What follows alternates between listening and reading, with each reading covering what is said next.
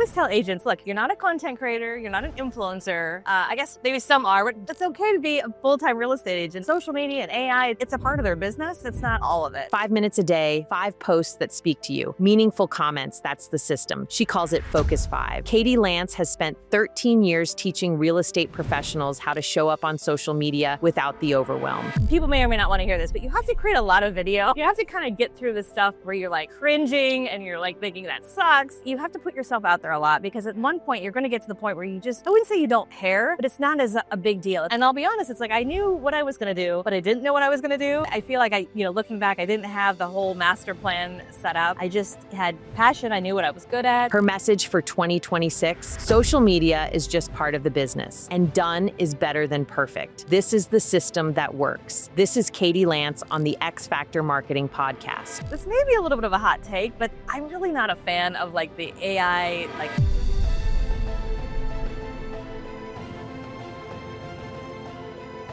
Hi, Katie's. Thank you so much for taking time out to be here on the podcast. Well, thank you. I'm so excited to be here today. Katie, you have been helping real estate professionals grow their brands on social media for a long time. Yeah. And I want to jump right in, and we're at the beginning of a new year here in 2026. Mm-hmm. What trends are you seeing right now on social media that agents should be using and implementing at the top of the year? Yeah, so it's a new year, right? But it's funny, as much as things change, I feel like a lot of things also stay the same. Mm-hmm. Like real estate is a relationship business, right? And I always tell agents, look, you're not a content creator, you're not an influencer. I guess maybe some are, but generally speaking, yeah. It's okay to be a full-time real estate agent and social media and AI, it's a part of their business. It's not all of it, right? So I really focus honestly on making sure agents connect with people online and offline. Yes. And I think really having a system is key, just like anything else. You have to have a plan. If it just is something that you randomly do throughout the day, it's like probably not going to happen. So being intentional, and I think especially nowadays, really showing up on video. And you've been around for a long time. Also, that that's not a new conversation, but it is easier than ever before. And I also think we're seeing a big move towards just unpolished video. I mean, we've seen this for a long time, but just showing up as you are, taking people along the scene, behind the scenes, sharing your kind of day in the life, and not being afraid to share a little bit personal as well. Right. One thing I've been saying a lot about 2026 is I feel like it's kind of the year of the niche, right? So leaning in really specifically to who you are. You're not just a real estate agent in, this one big metro area, but you love this or you love that. Yes. And also we have niches outside of real estate. So share that. We do business with people we know, like, and trust and relate to. Yes. So being able to share that, I just think that's key. That is key. All right, you told us a lot there, so let's unpack some of that. Okay. First of all, you said that we should have a system. Yeah. So let's talk a little bit about systems. So what is your recommendation on how an agent should build a system to show up consistently online? So I think there's a couple things that are important when building a system. So I think on a daily basis, they really need to get into a habit of liking, commenting, interacting. One thing I've been teaching for years, and I still do, is something called Focus 5. Focus 5, okay. Yeah, so Tell us about that. You basically take 5 minutes a day, you scroll through your feed. Yeah. You don't have to friend 5 new people. Okay. But you're looking for 5 posts that speak to you. Something that Focus 5. Yeah, like Focus it. 5. Something that makes you smile or it's interesting. And you take a moment to leave a meaningful comment. And comments are more important than ever before. So it's not just a word or two or an emoji, but you leave a meaningful comment, like a sentence or two. If you were to write a sentence or two on a comment, you're going to stand out to whoever you're commenting to, but also others who are commenting on that same post. Yes. Will see it too. Yes. It's just a tiny little thing that makes a big difference because most people are just mindlessly scrolling without engaging. So it's just a small thing that makes a big difference. I think that's so important because I think that a lot of people think I've got to post. Yeah. But then they don't think about, well, I need a comment. Yeah. I need to engage. And that's just as important. It's just as important. And I always tell agents, you don't want to be the person at the networking event or the cocktail party that's just having a one-way conversation. It should be a two-way conversation. Yeah. Just like in real life. Yeah, exactly. You wouldn't just run into someone and go, I have a new listing. That's right. So it's important to engage. And I think comments are more important than ever before. We see this especially like on Instagram, on TikTok. Yeah. Your comment can get a lot of traction and it's not necessarily a post, but it's you engaging with, a piece of content. Yes, So, and comments get insights on them in terms of you see how many views a comment can get. Yeah. So it is an important part of the metrics of being, engaged online as well. And I think sometimes people don't realize that as well. Yeah. So definitely. focus 5, take Yeah. that 5 minutes and really engage online. I think that is a great takeaway. So that is part of operationalizing, kind of like how you show up online. Mhm. One of the other things you said is that it doesn't always have to be sort of perfectly edited and done, kind of just show up your natural self. Yeah. So tell us a little bit more about that. Well, it's easy to say, but from talking to, lots of agents, it's like, well, what do you mean? And I think part of it is you have to just people may or may not want to hear this, but you have to create a lot of video. You have to kind of get through the stuff where you're like cringing and you're like thinking that sucks. You have to put yourself out there a lot, because at one point you're going to get to the point where I wouldn't say you don't care, but it's not as a big deal. It's not like, oh, I have to do a video. It's like, well, you got to do a lot of video. Please get over that, though, because I think especially, I'm just gonna say this, especially for us as women, right? Yeah, for sure. We want the hair and the makeup and the lighting, and we're a little more self-conscious. Sure. Like, I see the guys, they just put on the baseball hat and they're good, hoodie, right? yeah. It's good, Yeah, right? yeah. I don't know if we get away with that sort of same thing for ourselves. Yeah, no, I agree. I think we are often our own worst critic.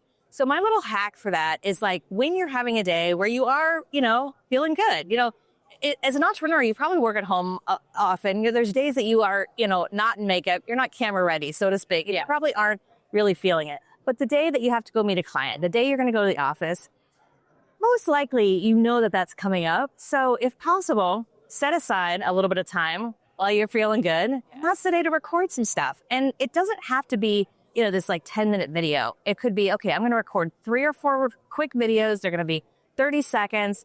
And I would also say, what is happening in your life as an agent? Are you meeting a client? Are you going to an open house? Are you going to the office?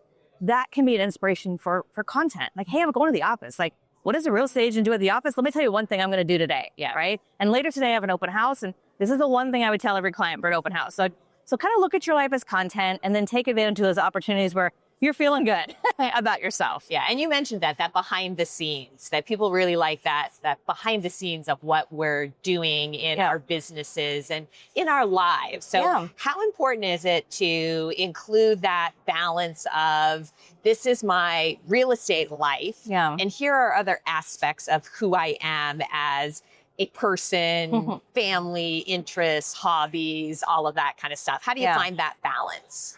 I think for everybody, it's a little bit different. I mean, I think for me, it's probably 50-50, but everyone's a little bit different. I know for some people, if they don't want to share too much personally, I mean, I completely respect that.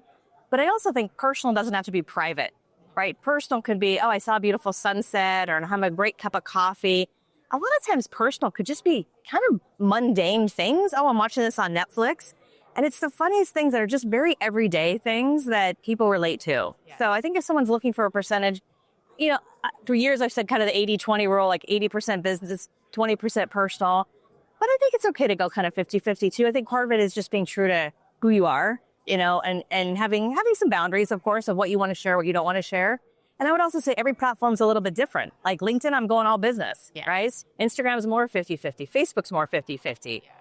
TikTok's a little all over, TikTok is a little all over. Yeah. How do you help your clients that you work with determine which platform they should use? Yeah, that's a great question. So I definitely think agents do not need to be everywhere. Yeah. There's like a million different options. So I would say 2 things. Number 1, where do you like to be? What brings you joy? What do you enjoy? If there's a platform where if you open it and you're like, oh gosh, this happened. It's okay to kind of like TikTok, for example, for a lot of people. Or Facebook or whatever. Yeah. Every platform has their pros and cons. So where do you like to be? And then number 2, where are your clients hanging out? And especially at the beginning of the year, now is a great time. If you have a database, I recommend sending a quick email to your database saying something like, hey, we are working on serving you better on how we show up with social media in 2026. And we're just wondering, where are you spending time these days? Great tip. So YouTube, ask Instagram, them where they are. Yeah, just ask. Just ask. And people will tell you. And some people say nowhere. And you're like, okay, cool. You're the one I'm going to call. I'm going to write a note to, So just asking. I think that's a big piece of it.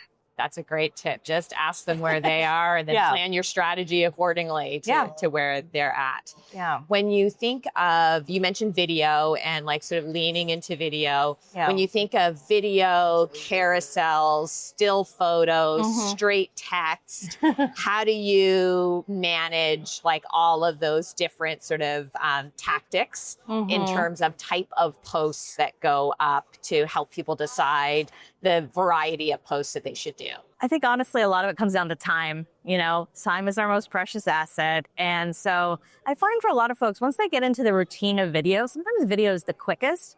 Video or photos, like, you know, at a conference, you got your phone out, you're taking photos, you might take a couple quick videos. Carousels are great. Depending on how detailed they are, they could just take a lot longer, right? They can, you know, be effective. They just take longer to create. So I always say, like, you know, done is better than perfect. Yes. Pick something that's easy for you. Yeah. And photos still do really well. I would recommend if an agent's watching this and they do a lot of photos already, also add in a little bit of video. So you're out, you know, at a listing and you're taking a few photos. We'll take a couple quick videos. And that video doesn't have to be, and here's the living room, right? It could just be like a 5-second pan of the kitchen or the backyard or something. Just kind of starting to get yourself in the habit. And that kind of like B-roll video where you're not necessarily talking, that could be great content too. So now you've got photos and you've got some video. And I think that's the thing. For a lot of content, it's not just one and done. You know, you've got a listing, so you might do a B-roll video, you might do some photos, you might do some stories behind the scenes, because you're catching people at different points, you know, in their day or wherever they happen to be scrolling. Makes sense. Yeah. How do you think AI fits into a content strategy in the online world today? Well, I think AI is important. It's not going away. You know, just like we've seen so many things over the years. You and I have seen lots of things over the years that have come and go. I think this will be around for a while. Yes. This may be a little bit of a hot take, but I'm really not a fan of like the AI like avatar, like the we're not going to see an AI Katie dancing never say around. never. You know, I won't rule anything out, but I just feel like agents work so hard to build the know, like, and trust factor that like, I want to see you, you know? So I think that is such an important thing because I think even now, like, especially this year, I think people want to know, is that an AI version? Is that written by AI? Is that really your opinion? Can I trust that? 100%. Trust is like, I feel like at an all-time low with so many things. And so I use AI. I would say that kind of help brainstorm, like a little chat GPT, you know, if you've got some ideas, you want to kind of, you know, have somebody, an AI, you know, to kind of help brainstorm. But I also think in terms of like writing, I'll just give a quick example. Like with YouTube videos, it's really helpful to kind of like search engine optimize your titles, your description, your keywords. They'll all take time, right? So one of the things I'll do with my videos is I will get them transcribed and I'll dump the transcription into ChatGPT and say, here's a transcription of this YouTube video. Can you create a, you know, SEO optimized title, description, keyword? So I think that's a great use of it. Balancing like it's my voice and my words, but now take it and optimize it, right? You know, so I think, and then maybe taking that and turning it into an email newsletter or social media post. At the end of the day, you know this. You have to rate it over. Like I really feel like as customized as my ChatGPT is, it gets it right. I don't know, 50 to 60% of the time. Like you got to read it over and take out all those extra adjectives you would never say, all the extra superlatives that you'd never say, and just make it your own. Yes, because it does throw in those phrases that are just like AI phrases, no matter how much, even our custom chat GPTs that we build, no matter how much you tell it, don't say those things. Right, exactly. It loves to throw those in. Yeah. Okay, so we've been talking about sort of some of the coaching and training and advice that you give your clients. I want to talk a little bit about how you approach your own brand. Okay. Because you put out a lot of content. You practice what you preach, so to speak. I try. How do you approach your own content creation that you put out online? Well, I follow my Focus 5. I think that's important. Yes, I will say you do. It probably takes me more than 5 minutes because I'm scrolling through different platforms. Yes. But I also, something I've done religiously for years is I set aside time once a month to batch create content. Okay. So I do a lot of stuff just in the moment as I'm speaking at events or I'm, running into you clients. really do, which is something that you just gave as advice, right? You take us behind the scenes in what you're doing, whether you're planning events, whether you are creating content, whether you're about to go on a webinar that you're hosting. Like, you do, like, I feel like I'm following along with you in your business every single day. Oh, well, thank you. I appreciate that. That's the whole idea, That's right? the point, right? That's the point. yeah, so it's like this balance of, showing up and looking at your life as content, taking people along the scenes along with you. And then also setting aside time. I set aside probably about 2 hours once a month where I just knock out a ton of content. And that's where I'm like sitting down, I'm recording a bunch of stuff, I'm editing it. And I do all my own editing and writing. Like not that it's, not that you can't work with other folks who might help you, but I've just gotten myself into a good system. I think that is so important what you just said. You do your own recording and editing. Yeah. I am hearing more and more influencers tell me that. Yeah. And I think that people who are listening who maybe are just getting into doing more content probably think that a lot of people that they see show up a lot online have these big teams that are doing all of this for them. And the reality is they don't. They're doing it themselves. So what are some of the tools that you use? So right now, one of my go-to tools for video, there's a great video editing tool. I don't know if you've heard of it, called Descript. So descript.com. I like it because I can edit on my computer, and maybe this is makes me sound a little old school. Editing on my computer too. Yeah, especially for longer form video or podcast content. What's great about it is you can upload whatever it is you created, and it'll transcribe the whole video. And there's all these little things that you can do. But what I like the best is there's a few AI buttons. And one of them says studio sound. So it'll fix the sound, if you're in a loud area. It'll also, there's another button that'll take out the ums and the ahs and all your extra words. That too. It'll take out like pauses. And it just cleans up your video super quick. Plus now I have a transcription so that, like I said, now I can put it into ChatGPT, create my titles and descriptions. It's just fast. It's fast and easy. So that's a tool I've been using a lot. For quick videos, like if I'm at an event and I've got a bunch of pictures and I want to throw it together into a quick reel or TikTok, I use CapCut a lot because it's easy. Yes, I know you use it. Yes. Yeah, I love the templates. And I think it's just easy and quick to do. And then I use Canva. I use Canva mainly for graphics. Like if I've got, maybe like a carousel, as you talked about earlier, or just other types of like branding or marketing. But I would say for video, it's really Descript and CapCut are kind of like my go-to. And then I'm also kind of low tech. I use my phone. I'm gonna have a tripod. I have a couple lights. I have a small little mic, but you don't need a whole lot. You know what I mean? So, and just kind of crank it out and go from there. See, like that's how you do it, right? And I don't use a teleprompter. Like I think about what I'm gonna say. I have a couple notes, but again, I just think when you put a piece of content out there, we're not creating Oscar-worthy content. As great as, it might be. Yes. It's gonna be in the feed for, I don't know, a few hours, a few minutes, and then we're on to the next thing. So it's all good. And like we show up in real life and have conversations with people every single day. Yeah. We can have that conversation talking into our phone. Yeah, exactly. It's the same thing. We just have to condition ourselves that it's okay to do that and get comfortable with it, which takes practice. It does take practice. I will say one good thing that I feel like is a big trend right now, and I hope it's not just a trend, is people sharing not just 3 ways to do this or 2 ways to do this, but like really sharing how they feel about something. Yes. You don't have to be controversial, but just sharing, hey, if my mom were moving, this is what I would tell her. If my best friend were, relocating, this is the tip I would tell them. So just kind of bringing a little bit more of that personal energy, if that makes sense. Because I feel like anybody could find 5 ways to move to Houston. Like I could Google that, I could ChatGPT it. But it's like, I want to hear what Wendy thinks. It's like, what do you think? Right. So I think goes back to the influence AI is having is that AI has made that perfect marketing 5 things. Yes. Right. Available to everyone. Right. So now our opinion and our perspective really does make that differentiator so key. So to be able to communicate that in a video that is clearly us, right, and not an AI version of us, right, exactly, is so much more valuable. Definitely. Okay. Last segment, I want to pivot to your journey as an entrepreneur. Okay. Because you are the quintessential small business, female-owned entrepreneur. High five to that. I mean, so incredible. I've watched your journey from the very beginning.